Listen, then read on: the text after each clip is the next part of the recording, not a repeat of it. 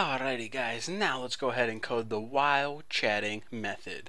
So while chatting with server, and this of course is private void while chatting, and we can just go ahead and oh, hello caps lock throws IO exception.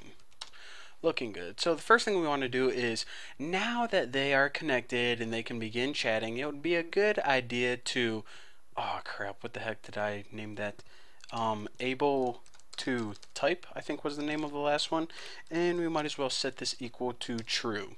So after that, just go ahead and throw everything in a do while loop, while we did before, or like we did before, I mean. So do while message equals server end. So basically, as long as the server doesn't type end, then you can continue having your guys' conversation. So inside this do while, just go ahead and put try catch.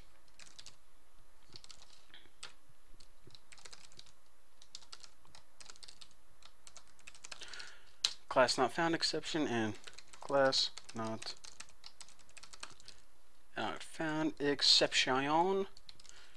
And for this, all we have to do is show message, and we'll just put something like whenever we receive an object that we don't know the type of it, it would just be like I don't know that object type, something like that. But anyways, what we want to do now is get to the meat of this tutorial, and that is, what do we want to happen while you are chatting with someone else? Well, the main thing that we want to do is, we already pretty much handled the functionality to send a message. Now what we want to do is pretty much wait for messages from them to be received and just display it on the screen. So set the variable message equal to,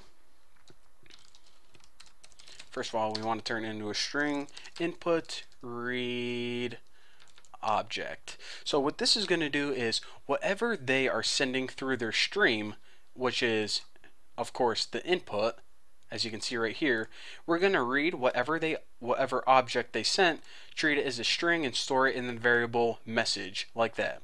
So now that we have that stored in a variable, in order for the user to see it, we just need to throw in show message, which basically is a method that we're going to be building that displays it in the main chat window.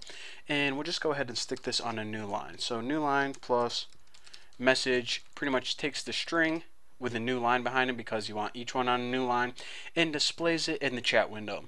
So basically, whenever you're chatting, that's all you have to do. Make sure that the user is able to type, because you know, you want them to be able to send messages, and wait to receive a message and then show it in the show message method whenever we do that. And guys, I'm going to be coding the send message method later on, and that's the functionality that lets you send a message. So you'll see later on whenever I do that. But anyways, for right now, thank you guys for watching. And again, one last time, this is probably the last time I'm going to say this: if you want any of this completed source code, then just go ahead and go to my forum, tnbforum.com, link below. Get it all there for free. You're welcome. So like I said, thank you guys for watching, and I'll see you later.